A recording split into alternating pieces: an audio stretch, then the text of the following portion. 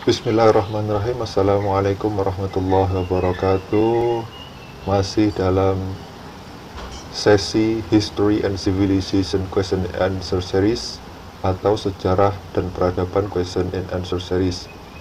Pertanyaan kali ini terkait dengan bagaimana ringkasan sejarah peradaban Islam. Bagaimana ringkasan sejarah peradaban Islam? Jadi peradaban Islam itu bisa dinyatakan bermula dari hijrahnya Nabi Muhammad SAW pada tahun 622 Masehi ke Madinah. Sehingga peristiwa ini dijadikan patokan sistem kalender Islam atau 1 Hijriah. Periode pemerintahan Islam pertama dipimpin oleh Nabi pada 622 Masehi hingga 632 Masehi. Kemudian setelah beliau wafat, pemerintahan dilanjutkan oleh Khulafaur Rasyidin atau 4 khalifah tahun 632 Masehi hingga 661 Masehi.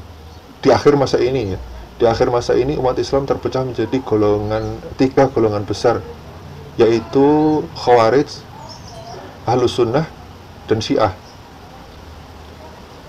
Jadi pada Khulafaur Rasyidin ini dianggap kekhalifahan yang masih sesuai dengan aturan atau bentuk pemerintahan yang dijalankan oleh Nabi, yaitu Abu Bakar, Umar, Utsman, dan Ali.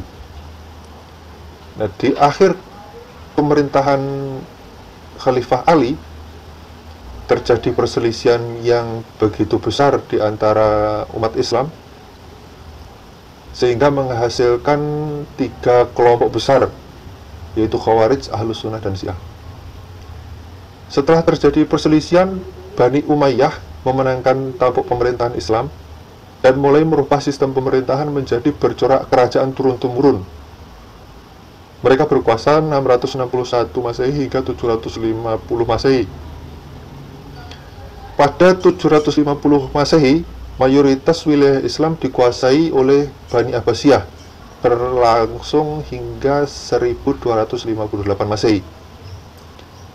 Nah, pada periode inilah disebut sebagai masa keemasan peradaban Islam, yang berpusat di Baghdad yang dikuasai oleh Bani Abbasiyah dan di Cordoba yang dikuasai oleh Bani Umayyah.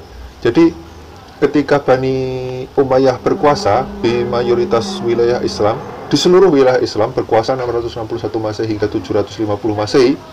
Pada 750 Masehi, mayoritas wilayah Islam dikuasai oleh Bani Abbasiyah, kecuali wilayah semenanjung Iberia atau Andalusia masih tetap dikuasai oleh Bani Umayyah.